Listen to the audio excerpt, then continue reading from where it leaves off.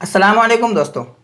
आज का हमारा सबक है हरूफ के मखरज, यानी कौन सा हर्फ कहाँ से अदा होगा और कैसे अदा होगा, कौन से हर्फ की अदायगी में हम ज़बान को कहाँ लगाएंगे, वो चीज़ हम आज के सबक में समझेंगे। जैसा कि मैंने आपको पिछले सबक में बताया था कि एक ही आवाज़ के लिए उर्दू में मुख्तलिफ हरूफ हैं।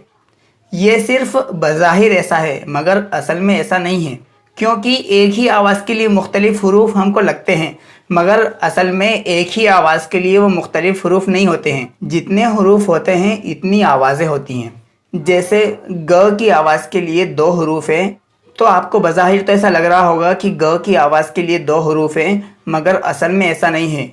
ग की आवाज़ के लिए अगर 2 हरूफ है तो पहला ग कैसे निकलता है और उसकी कैसी आवाज़ निकलती है, और दूसरा ग कैसे निकलता है और उसकी आवाज़ कैसी होती है, वो दोनों बिल्कुल अलग अलग हैं और उन दोनों की आवाज़ अलग अलग है। तो ये चीज़ हम चलिए आज के सबक में समझते हैं।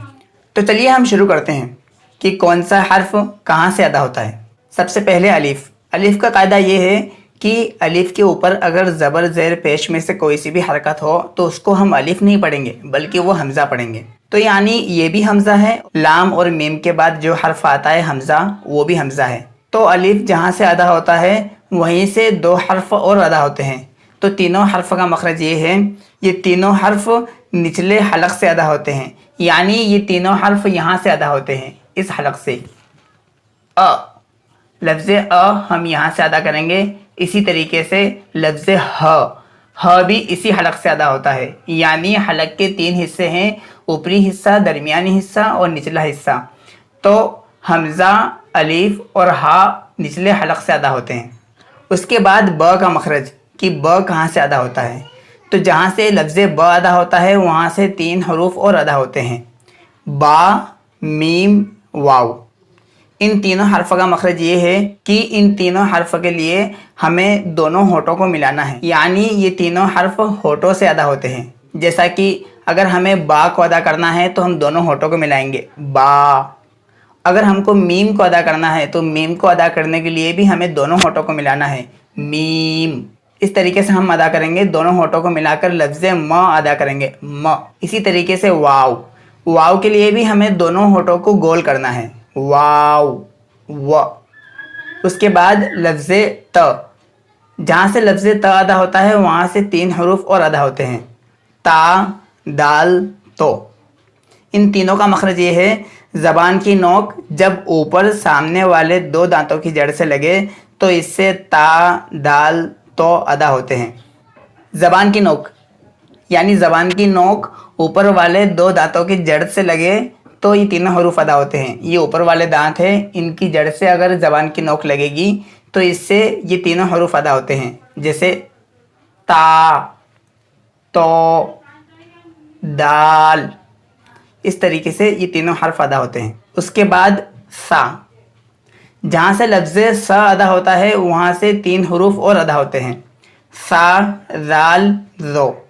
इन तीनों का मखरज ये है, ज़बान की नोक जब ऊपर वाले 2 दांतों के सिरे से लगे तो इससे सा, राल, रो अदा होते हैं। यानी ये ज़बान की नोक, ये ऊपर वाले 2 दांतों के सिरे से लगे तो ये तीनों हर्फ अदा होते हैं, यानी ये ऊपर वाले 2 दांत है, इसके सिरे से ज़बान की नोक को लगाना है तो ये तीनों हर्फ अदा होंगे, यानी इस तरीके से सा, राल, रो। इस तरीके से ये तीनों हर्फ अदा होंगे। उसके बाद जीम। जहाँ से लफ्ज़ जीम अदा होता है वहाँ से 3 हरूफ और अदा होते हैं, जीम, शीन, या। ज़बान का दरमियानी हिस्सा जब ऊपर वाले तालू से लगे इससे जीम, शीन, या अदा होते हैं। ज़बान का ऊपरी हिस्सा यानी ये जो ज़बान है, इस ज़बान का जो ऊपरी हिस्सा है वो ऊपरी हिस्सा ऊपर वाले तालू से लगना चाहिए। जैसे आप अदा कीजिए जीम। जो लफ्ज़ जीम हम अदा कर रहे हैं ये ज़बान का जो ऊपरी पुश्त है उस पुश्त को हम ऊपर वाले तालू से लगा रहे हैं, जीम, शीन, या। इस तरीके से हम इन तीनों हर्फों को अदा करेंगे। उसके बाद हा। जहाँ से लफ्ज़ हा अदा होता है वहाँ से एक और हर्फ अदा होता है, आइन। हा, आइन। ये दोनों हलक के दरमियानी हिस्से से अदा होते हैं, यानी जैसा कि मैंने आपको बताया है कि हलक के 3 हिस्से होते हैं, एक ऊपरी हिस्सा, एक दरमियानी हिस्सा और एक निचला हिस्सा। तो हा और आइन दरमियानी हिस्से से अदा होते हैं। जैसे हा, आइन, ये दोनों आवाज़ें दरमियानी हलक से अदा होती हैं। उसके बाद खा, जहाँ से ख अदा होता है वहाँ से एक और हर्फ अदा होता है गईन। खा, गईन, ये दोनों हर्फ सबसे ऊपर वाले हलक से अदा होते हैं, यानी सबसे ऊपर का जो हलक है यहाँ से अदा होते हैं। खा, गईन, तो खा और लफ्ज़ गईन ये दोनों ऊपर वाले हलक से अदा होते हैं। उसके बाद दाल, दाल का ज़िक्र हम पहले ही कर चुके हैं, और जाल, जाल का ज़िक्र भी हम पहले कर चुके हैं। उसके बाद र, कि र कैसे अदा होगा। र ज़बान के किनारे की पुश्त जब ऊपर वाले 3 दांतों के मसोड़ों से लगे तो इससे र अदा होता है। ये ज़बान की पुश्त ऊपर वाले मसोड़ों से अगर लगेगी तो इससे र अदा होगा। रा, रा, इस तरीके से लफ्ज़ र अदा होता है। उसके बाद ज़, जहाँ से ज़ा अदा होता है वहाँ से 2 हर्फ और अदा होते हैं। ज़ा, सीन, सौद। जब ऊपर नीचे के अगले दोनों दांत आपस में मिले तो इससे ज़ा, सीन, सौद अदा होते हैं। ऊपर नीचे के अगले 2 दांत, जैसे ये दोनों दांत, ये अगर आपस में मिलते हैं तो इससे ज़ा, सीन और सौद अदा होते हैं। जैसे ज़ा, यहाँ पर दोनों दांतों को हमने मिलाया है, ज़ा, सीन, सौद, इस तरीके से। उसके बाद ज़ौद, कि ज़ौद कहाँ से अदा होता है। ज़बान की करवट जब बाईं तरफ वाली ऊपर की 5 दाढ़ों से लगे तो इससे ज़ौद अदा होता है। यानी जो ज़बान की करवट है बाईं तरफ वाली, ये ऊपर वाली 5 दाढ़ों से लगेगी तो इससे ज़ौद अदा होता है। ज़ौद, ज़ौद, जो लफ्ज़ ज़ौद अदा कर रहे हैं हम, यहाँ पर ज़बान की करवट को ऊपर की दाढ़ों से मिला रहे हैं। ज़ौद, इस तरीके से लफ्ज़ ज़ौद अदा होता है।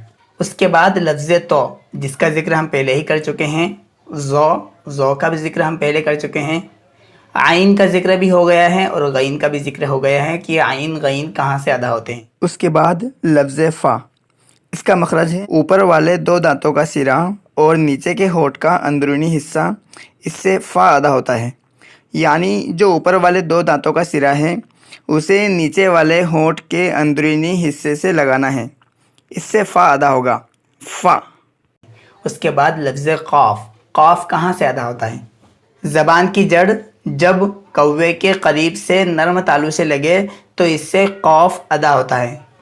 कौवा, कौवा किसको बोलते हैं, यानी जब हम मुंह खोलते हैं, मुंह खोलने के बाद सबसे ऊपर एक गोश्त का टुकड़ा होता है, उसको हम कौवा बोलते हैं। तो सबसे आखिर में जो ज़बान की जड़ है, ये ज़बान की जड़ कौवे से लगती है तो इससे क़ाफ़ अदा होता है। आप इसको अदा कीजिए, क़ाफ़, तो लफ्ज़ क़ाफ़ वहीं से अदा हो रहा है। उसके बाद लफ्ज़ काफ़, क़ाफ़ की जगह से ज़रा मुंह की जानिब हटकर इससे काफ़ अदा होता है। यानी जहाँ से हम क़ाफ़ अदा कर रहे हैं उससे थोड़ा मुंह की जानिब हटकर हम अगर इसको अदा करेंगे तो काफ़ अदा होगा। काफ़, इस तरीके से लफ्ज़ काफ़ अदा होता है। उसके बाद लाम, जहाँ से लाम अदा होता है वहाँ से एक और हर्फ अदा होता है, नून। लाम, नून। इन दोनों लफ्ज़ों का मखरज है ज़बान की करवट ऊपर की दाढ़ से लगे तो इससे लाम और नून अदा होते हैं। यानी जो ज़बान की करवट है, दाएं और बाएं तरफ वाला जो हिस्सा है उसको करवट बोलते हैं। तो ज़बान की करवट को ऊपर वाली दाढ़ से लगाना है तो इससे लाम और नून अदा होंगे। लाम, नून, ये दोनों हर्फ वहीं से अदा होते हैं। और मीम का ज़िक्र हम पहले ही कर चुके हैं कि उसमें दोनों होठों को मिलाना है। और वाव का भी ज़िक्र हो गया है कि दोनों होठों को गोल करना है। हमज़ा का ज़िक्र हम पहले ही कर चुके हैं। उसके बाद लफ्ज़ या का भी ज़िक्र पहले ही हो चुका है कि जीम, शीन या ज़बान का दरमियानी हिस्सा जब ऊपर के तालु से लगे तो ये तीनों हर्फ अदा होते हैं। तो दोस्तों, आज के सबक में मैंने आपको जो बताया, अलीफ से लेकर या तक का मखरज, ये मखरज आपको याद होना चाहिए कि कौन सा हर्फ कहाँ से अदा होगा। तभी आपको उर्दू बोलने में उसका एक्सेंट समझ में आएगा कि उर्दू हम कैसे बोलेंगे और किस एक्सेंट से कौन सा हर्फ हम अदा करेंगे। तो इससे आपको उर्दू का एक्सेंट भी आएगा और उर्दू का प्रोनंसिएशन भी आएगा कि कौन से हर्फ को हम कैसे अदा करेंगे। प्रोनंसिएशन को उर्दू में बोलते हैं तलफ़्फ़ुज़। उर्दू के तमाम तलफ़्फ़ुज़ आप अच्छी तरीके से अदा कर सकते हैं। अगर आपको ये तमाम मखरज आते हों اور ان تمام مخرج سے آپ کو ہر ایک حرف ادا کرنا آتا ہو تو آپ کے لیے اردو پڑھنے اور بولنے میں بہت آسانی رہے گی۔ اور ہاں، آپ نے ایک چیز پر دھیان دیا ہوگا کہ میں نے الف سے یا تک آپ کو مخرج سمجھایا ہے، تو میں نے اس میں پا، ٹا، ڈال، ڑ ان الفاظ کو میں نے بیچ میں ایڈ نہیں کیا ہے۔ تو آپ اتنا یاد رکھیں کہ ان الفاظ کا مخرج نہیں ہوتا ہے، ان الفاظ کو ہم اسی طریقے سے نارمل ادا کریں گے جس طریقے سے ہم ہندی اور انگلش میں حروف کو ادا کرتے ہیں۔ تو دوستو، آج کے لیے صرف اتنا ہی، اور انشاءاللہ کتابت کا سبق میں آپ کو کل پڑھاتا ہوں۔ اللہ حافظ۔